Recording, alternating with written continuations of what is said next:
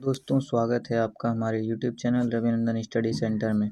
यदि आप भी बिहार बोर्ड से क्लास 12 के फिजिक्स का फाइनल एग्ज़ाम 5 फरवरी को देने वाले हैं तो ये वीडियो आपके लिए काफ़ी इम्पोर्टेंट होने वाला है, क्योंकि देख सकते हैं बिहार बोर्ड का यहाँ पर फिजिक्स का ओरिजिनल क्वेश्चन पेपर आ चुका है। विषय कोड सभी लोगों का 117 रहने वाला है और प्रश्न पुस्तिका सेट कोड F रहने वाला है। इंटरमीडिएट एग्जामिनेशन 2026 का यही पेपर आपको सेम टू सेम 5 फरवरी को देखने के लिए मिलेगा एग्ज़ाम हॉल में। तो जो भी स्टूडेंट देने वाले हैं एग्ज़ाम 5 फरवरी को, तो ये वीडियो उनके लिए काफ़ी महत्वपूर्ण होने वाला है। तो आप सभी लोग अंत तक ज़रूर देखिएगा। देखिए, यहाँ से सेक्शन ए से आप सभी लोगों को ऑब्जेक्टिव टाइप क्वेश्चन दिया जाएगा, जिसमें से 1 से 70 तक प्रश्न रहेंगे। मात्र 35 प्रश्नों का ही उत्तर देना होगा। हिंदी इंग्लिश दोनों माध्यम में क्वेश्चन होने वाला है सभी स्टूडेंट का। समय देख सकते हैं यहाँ पर 3 घंटा 15 मिनट का दिया जाएगा सॉल्व करने के लिए। तो वीडियो को लाइक करके चैनल को सब्सक्राइब कर लीजिएगा, क्योंकि इसी चैनल पर सभी सब्जेक्ट का क्वेश्चन पेपर बताने वाले हैं और सॉल्यूशन के साथ एक भी आंसर गलत नहीं होगा। देखिए, 1 नंबर यहाँ पर प्रश्न पूछ रहा है, जब किसी कुंडली में धारा 0.1 सेकेंड में 5 एम्पियर से 2 एम्पियर में परिवर्तित होती है तो 50 वोल्ट का औसत वोल्टेज उत्पन्न होता है। कुंडली का स्वप्रेरकत्व है। तो 1 का राइट आंसर यहाँ पर ऑप्शन नंबर ए हो जाएगा, 1.67 हेनरी। 1 का right answer option number A हो जाएगा। यहाँ पर दूसरा नंबर प्रश्न पूछ रहा है, द्वितीयक तरंगिकाओं की अवधारणा किसके द्वारा दी गई थी? तो द्वितीयक तरंगिकाओं की अवधारणा हाइगेंस के द्वारा दी गई थी। दूसरा का right answer option number C हो जाएगा। नेक्स्ट प्रश्न तीसरा नंबर पूछ रहा है, फोटो इलेक्ट्रिक प्रभाव में प्रकाश विद्युत धारा स्वतंत्र है। तो राइट आंसर 3 का ऑप्शन नंबर डी हो जाएगा, आपतित प्रकाश की आवृत्ति से स्वतंत्र है। वीडियो को लाइक करके चैनल को सब्सक्राइब कर लीजिएगा और टेलीग्राम में जुड़ जाइएगा। इसका PDF डाउनलोड करने के लिए डिस्क्रिप्शन बॉक्स में लिंक दे दिया गया है। देखिए, 4 नंबर प्रश्न पूछ रहा है, दृश्य स्पेक्ट्रम के रंगों में किसका अधिक तरंगदैर्घ्य होता है? तो राइट आंसर 4 का ऑप्शन नंबर ए हो जाएगा, लाल का तरंगदैर्घ्य सबसे अधिक होता है। नेक्स्ट प्रश्न यहाँ पर 5 नंबर पूछ रहा है, किसी परमाणु का नाभिक बना होता है? तो परमाणु का नाभिक प्रोटॉन और न्यूट्रॉन से बना होता है। 5 का right answer option number D हो जाएगा। 6 नंबर प्रश्न पूछ रहा है, केवल धारिता युक्त प्रत्यावर्ती धारा परिपथ में धारा एवं वोल्टता के बीच कलांतर होता है। तो 6 का right answer option number B हो जाएगा, 90 डिग्री का कलांतर होता है। नेक्स्ट प्रश्न 7 नंबर यहाँ पर पूछ रहा है, निम्नलिखित में से किस विद्युत चुम्बकीय विकिरण का तरंगदैर्घ्य न्यूनतम है? तो राइट आंसर 7 का ऑप्शन नंबर डी हो जाएगा, गामा किरणें का।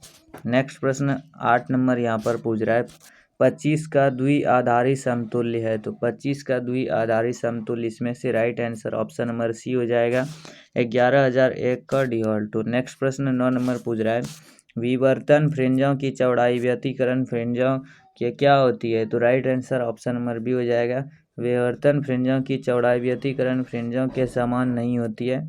9 का right answer option number B हो जाएगा।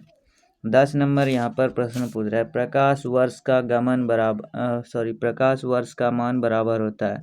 तो राइट आंसर 10 का ऑप्शन नंबर ए हो जाएगा, 9.46 गुने 10 की पावर 15।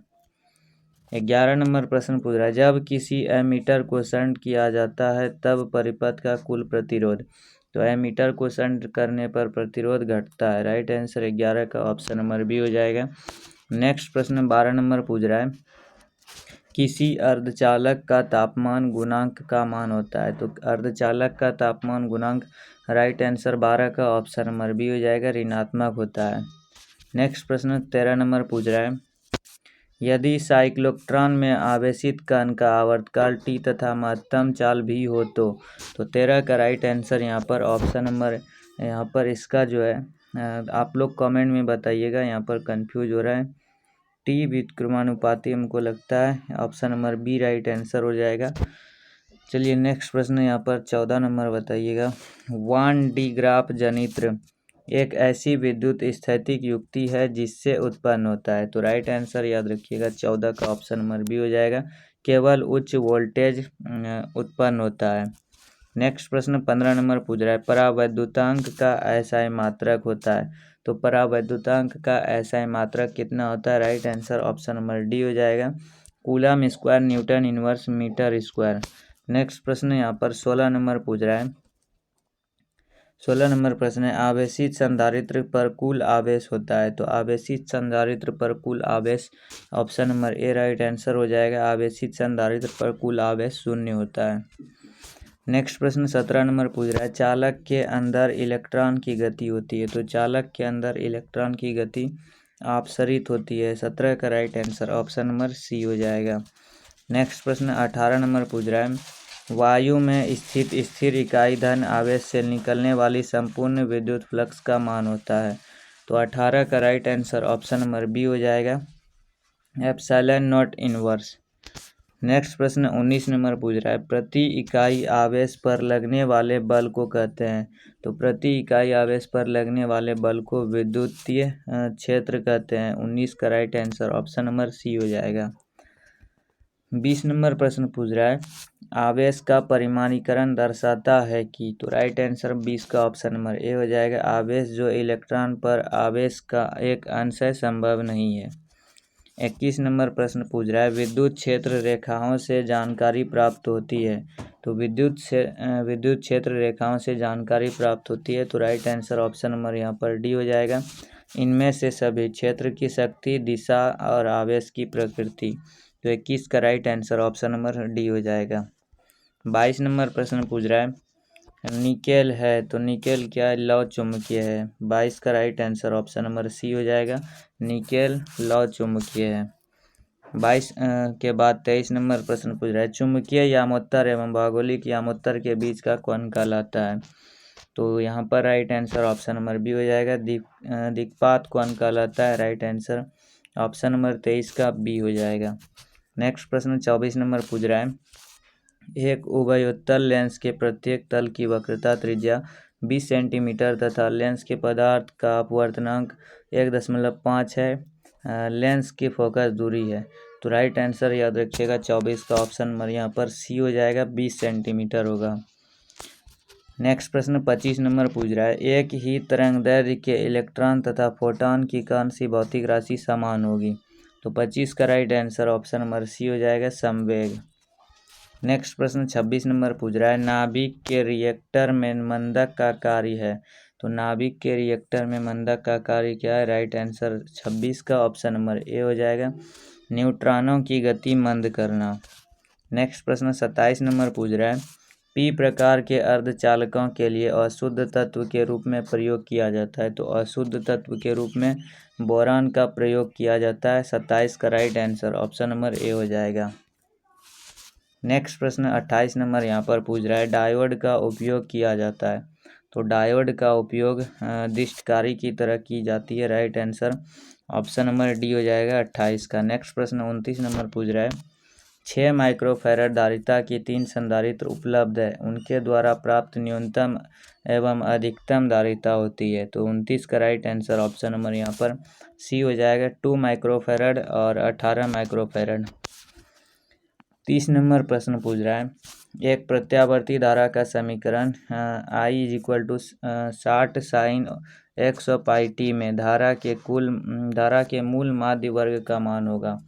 तो 30 का राइट आंसर यहाँ पर ऑप्शन नंबर इसका जो है आप लोग कमेंट में बताइएगा, लगता है इसका ऑप्शन नंबर डी हो जाएगा, 0। 31 नंबर प्रश्न पूछ रहा है, LR परिपथ की प्रतिबाधा होती है। तो LR परिपथ की प्रतिबाधा option number D right answer हो जाएगा, √R² + ω² L²। 32 नंबर प्रश्न पूछ रहा है, एक वृत्तीय धारावाही लूप की त्रिज्या दोगुनी तथा धारा आधी कर दी जाती है, इसका चुंबकीय आघूर्ण होगा। तो राइट आंसर इसका जो है ऑप्शन नंबर यहाँ पर बी हो जाएगा, 2 गुना। नेक्स्ट प्रश्न हम लोग 33 नंबर देखते हैं फटाफट से। देखिए 33 नंबर पूछ रहा है, एक चौक कुंडली का स्वप्रेरकत्व 5 हेनरी है, इससे बहती धारा 2 एम्पियर सेकेंड इनवर्स की दर से बढ़ रही है, चौक कुंडली का प्रेरित विद्युत वाहक बल होगा। तो 33 का राइट आंसर यहाँ पर ऑप्शन नंबर सी हो जाएगा, -10 वोल्ट होगा। नेक्स्ट प्रश्न यहाँ पर 34 नंबर पूछ रहा है, पृथ्वी का चुंबकीय आघूर्ण है। तो पृथ्वी का चुंबकीय आघूर्ण right answer option number D हो जाएगा 8.0 गुणे 10⁻22 जूल सेकेंड इनवर्स। 35 नंबर प्रश्न पूछ रहा है विद्युत चुंबकीय तरंग में विद्युतीय तरंग तथा चुंबकीय तरंग के बीच कालांतर होता है। तो 35 का राइट आंसर यहाँ पर ऑप्शन नंबर डी हो जाएगा, शून्य होता है। देखिए 70 में से हम लोग 35 प्रश्न को देख लिए हैं। जो भी स्टूडेंट अभी तक वीडियो को लाइक नहीं किए हैं, लाइक करके चैनल को भी सब्सक्राइब कर लीजिएगा। 70 में 70 प्रश्न आप सभी लोगों को एग्जाम हॉल में इसी वीडियो से देखने के लिए मिलेगा।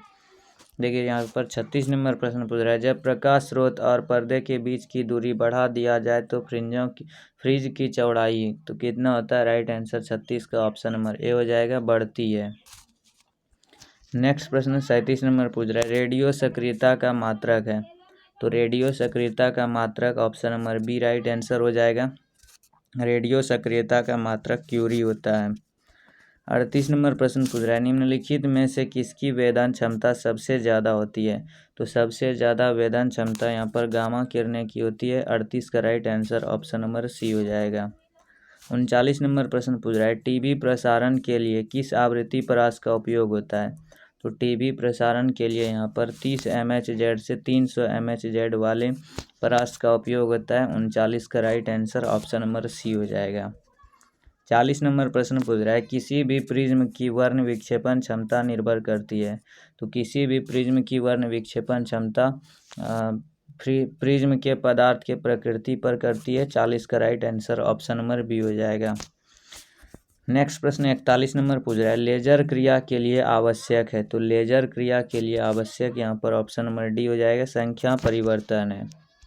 नेक्स्ट प्रश्न 42 नंबर पूछ रहा है प्रकाश अनुप्रस्थ तरंग है क्योंकि यह प्रदर्शित करता है। तो राइट आंसर 42 का ऑप्शन नंबर बी हो जाएगा, ध्रुवन प्रदर्शित करता है।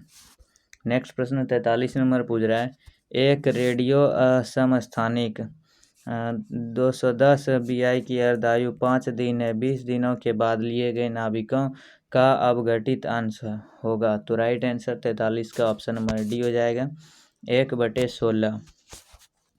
नेक्स्ट प्रश्न 44 नंबर पूछ रहा है दो आवेशों के बीच विद्युतीय बल एवं गुरुत्वीय बलों के अनुपात निम्न में से किस रूप क्रम में होता है। तो 44 का राइट आंसर यहाँ पर ऑप्शन नंबर ए हो जाएगा, 10⁻42। नेक्स्ट प्रश्न 45 नंबर पूछ रहा है दो आवेश Q को मिलाने वाली रेखा के बीच में एक आवेश Q रखा जाए तो आवेशों के इस व्यवस्था में संतुलन के लिए Q का मान होगा। तो 45 का राइट आंसर यहाँ पर ऑप्शन नंबर बी हो जाएगा, -Q/4। नेक्स्ट प्रश्न 46 नंबर पूछ रहा है विद्युतीय द्विध्रुव आघूर्ण वेक्टर P एवं विद्युत क्षेत्र की तीव्रता वेक्टर E के बीच कोण का मान कितना होगा कि द्विध्रुव स्थिर समयावस्था में स्थित रहे। तो 46 का right answer option number D हो जाएगा, 0। नेक्स्ट प्रश्न 47 नंबर यहाँ पर पूछ रहा है निम्नलिखित में कौन भौतिक राशि सदिश है। तो राइट आंसर यहाँ पर 47 का ऑप्शन नंबर डी हो जाएगा, विद्युतीय तीव्रता सदिश है। नेक्स्ट प्रश्न 48 नंबर पूछ रहा है दो तरंगों y1 = 4 sin ωt एवं y2 3 cos ωt से उत्पन्न व्यतिकरण के आयाम का महत्तम मान होगा। तो 48 का right answer option number B हो जाएगा, 5। नेक्स्ट प्रश्न 49 नंबर पूछ रहा है परिनालिका में चुंबकीय ऊर्जा घनत्व का सूत्र है। तो 49 का right answer option number B हो जाएगा, B/2μ0। नेक्स्ट प्रश्न 50 नंबर पूछ रहा है 40 सेंटीमीटर फोकस दूरी का उत्तल लेंस एवं 20 सेंटीमीटर फोकस दूरी का अवतल लेंस संपर्क में है, इनके संयोजन की क्षमता डायोप्टर में है। तो राइट आंसर 50 का ऑप्शन नंबर बी हो जाएगा, -2.5। 51 नंबर प्रश्न पूछ रहा है व्यतिकरण की घटना का कारण है। तो व्यतिकरण की घटना का कारण इसमें से कलांतर हो जाएगा। 51 का right answer option number A हो जाएगा। नेक्स्ट प्रश्न 52 नंबर पूछ रहा है ध्रुवित प्रकाश उत्पन्न करने के लिए किसको प्रयुक्त किया जाता है। तो ध्रुवित प्रकाश उत्पन्न करने के लिए निकाल प्रिज्म का उपयोग किया जाता है। 52 का right answer option number C हो जाएगा।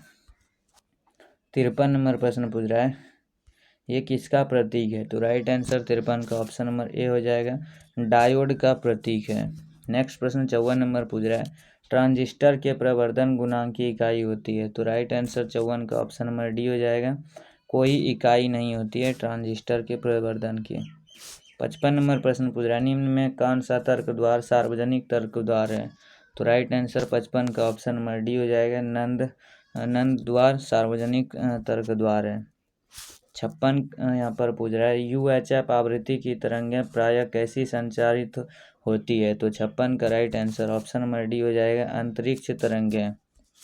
नेक्स्ट प्रश्न 57 नंबर पूछ रहा है, दो विद्युत आवेश के बीच लगने वाले बल को नियंत्रित करने वाले नियम को कहा जाता है? तो कूलाम का नियम कहा जाता है। 57 का right answer option number D हो जाएगा। 58 नंबर प्रश्न पूछ रहा है, बिंदु आवेश R के कारण R दूरी पर विद्युत विभव का मान होता है? तो राइट आंसर 58 का ऑप्शन नंबर यहाँ पर बी हो जाएगा, R के व्युत्क्रमानुपाती होती है।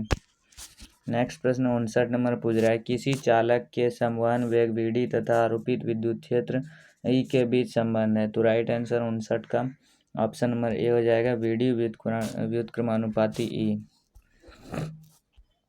देखिए 60 नंबर प्रश्न पूछ रहा है, 64 समरूप बूंदें जिनमें प्रत्येक की धारिता 5 माइक्रोफैरड है मिलकर एक बड़ा बूंद बनाते हैं, बड़े बूंद की धारिता क्या होगी? तो राइट आंसर 60 का ऑप्शन नंबर डी हो जाएगा, 20 माइक्रोफैरड। नेक्स्ट प्रश्न 61 नंबर पूछ रहा है, विभव मापी से मुख्यतः क्या मापा जाता है? तो विभव मापी से मुख्यतः यहाँ पर right answer option number C हो जाएगा, विभवांतर मापी जाती है। 62 नंबर प्रश्न पूछ रहा है, अगर दो आवेशों के बीच की दूरी बढ़ाई जाती है तो उनकी वैद्युत स्थितिज ऊर्जा? तो राइट आंसर 62 का ऑप्शन नंबर ए हो जाएगा, घटती है। नेक्स्ट प्रश्न 63 नंबर पूछ रहा है, दो प्रतिरोध R एवं 2R को एक विद्युत परिपथ में श्रेणी क्रम में जोड़ा जाता है, R तथा 2R में उत्पन्न ऊष्मीय ऊर्जा का अनुपात होगा? तो 63 का right answer option number A हो जाएगा, 1:2। 64 नंबर प्रश्न पूछ रहा है, एक गोलीय दर्पण को पानी में डुबा दिया जाता है, इसकी फोकस दूरी? तो राइट आंसर 64 का ऑप्शन नंबर सी हो जाएगा, पानी में डुबाने पर फोकस दूरी समान होगी। नेक्स्ट प्रश्न 65 नंबर पूछ रहा है, पूर्ण आंतरिक परावर्तन की स्थिति में परावर्तन गुणांक का मान होगा? तो राइट आंसर 65 का याद रखिएगा, ऑप्शन नंबर यहाँ पर बी हो जाएगा, 1। नेक्स्ट प्रश्न 66 नंबर पूछ रहा है, पार्थिव दूरदर्शी द्वारा बना अंतिम प्रतिबिंब होता है? तो 66 का right answer option number B हो जाएगा, काल्पनिक एवं वस्तु की अपेक्षा सीधा। नेक्स्ट प्रश्न यहाँ पर 67 नंबर पूछ रहा है, किसी LCR परिपथ में अनुनाद की स्थिति में आरोपित वोल्टेज तथा धारा के का कल अंतर होता है? तो 67 का राइट आंसर यहाँ पर ऑप्शन नंबर डी हो जाएगा, 0। नेक्स्ट प्रश्न 68 नंबर पूछ रहा है, एक ऊंचाई ट्रांसफार्मर की द्वितीय कुंडली में धारा का मान प्राथमिक कुंडली की तुलना में होता है? तो राइट आंसर 68 का ऑप्शन नंबर बी हो जाएगा, कम होता है। नेक्स्ट प्रश्न यहाँ पर 69 नंबर पूछ रहा है, एक्स किरणें हैं, तो एक्स किरणें यानी कि अल्फा किरणें हैं? तो राइट आंसर 69 का ऑप्शन नंबर डी हो जाएगा, विद्युत चुम्बकीय तरंगें। सबसे लास्ट प्रश्न ऑब्जेक्टिव का आ चुका है, यदि किसी माध्यम से निर्वात में संपूर्ण आंतरिक परावर्तन के लिए क्रांति कोण 30 डिग्री हो तो माध्यम में प्रकाश का वेग होगा? तो इसका आप सभी लोग लास्ट का क्वेश्चन का आंसर कमेंट में बताइएगा, इसका कौन सा आंसर होगा। देखिए यहाँ से जो है सब्जेक्टिव प्रश्न सेक्शन 20 से स्टार्ट हो जाता है, लघु उत्तरीय प्रश्न 1 से 20 तक हैं, जिसमें से मात्र 10 प्रश्नों का उत्तर देना होगा। तो ये नेक्स्ट वीडियो में सॉल्व करने वाले हैं, तो चैनल को सब्सक्राइब कर लीजिएगा बेल आइकन को ऑन करके, और दोस्तों के पास ज़्यादा से ज़्यादा शेयर कीजिएगा, और कमेंट ज़रूर कीजिएगा नेक्स्ट वीडियो किस सब्जेक्ट पर चाहिए, क्योंकि सबसे शुरुआती बायोलॉजी पर है, तो बायोलॉजी का भी जल्द अपलोड होगा वीडियो।